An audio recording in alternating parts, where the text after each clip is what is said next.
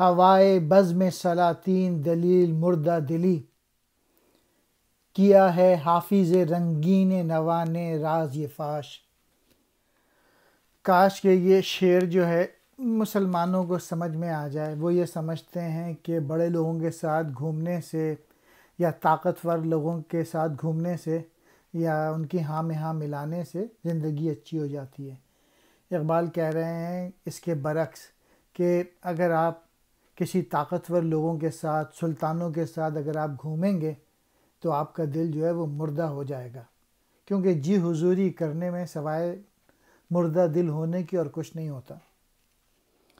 اور یہ نکتہ دلکش حافظ نے خوب بیان کیا ہے۔